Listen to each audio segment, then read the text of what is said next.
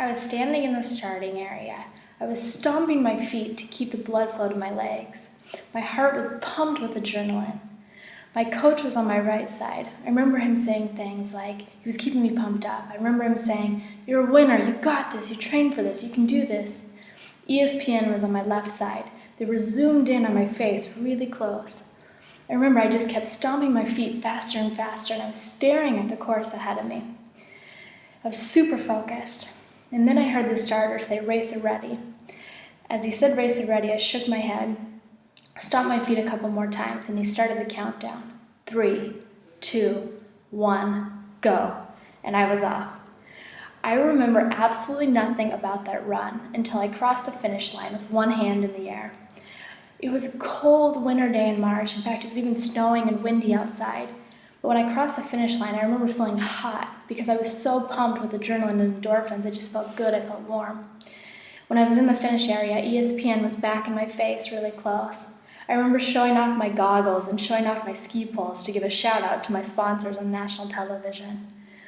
And then I exited the finish area, and I was welcomed again by my other coach who was waiting for me at the bottom. He gave me a huge hug. I remember slapping hands, giving him a high five, and even though we had big, thick winter gloves on, it still made that smacking sound because we just hit so hard. I was 14 years old at this point, and I had just finished my run at the U.S. Freestyle Skiing National Championships in Sunday River, Maine. I was the youngest competitor by years to qualify for the competition that year.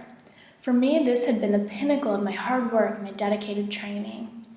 That same year, I had left my friends and family in my hometown of Elko, Nevada, and had moved to Sun Valley, Idaho, just so that I could train every single day for a ski team, spend 7 days a week on snow.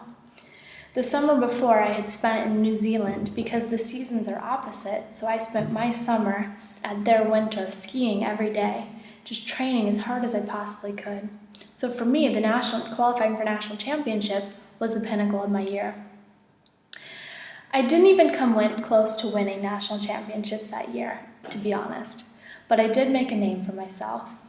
I was then placed on the U.S. ski team development team and asked to compete in international competitions the following year. The best part of the whole experience, however, was when I was approached by my hero, Donna Weinbracht. Donna was the first women's gold medalist in freestyle skiing in the entire world. She had really set the tone for the sport, and she had been my competitor that day. Donna actually won and became the national champion again that day.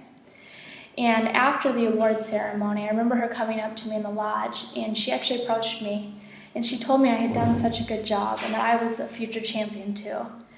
And in that moment, it was as if time stopped. For me, it meant the world that she would say that to me, just a little 14-year-old, my first time at national championships. It was truly a moment to remember. And overall, my first national championships taught me a lot of lessons. First, it taught me that never give up. Regardless of how hard you have to train, how early you have to get up, how hard you have to work, it's always worth it in the end. And it also taught me that regardless of who I'm competing against, whether it's a gold medalist, the main competitor I have is myself. As they say, the magic happens outside of your comfort zone. I learned that day that whatever I put my mind to, I could always achieve.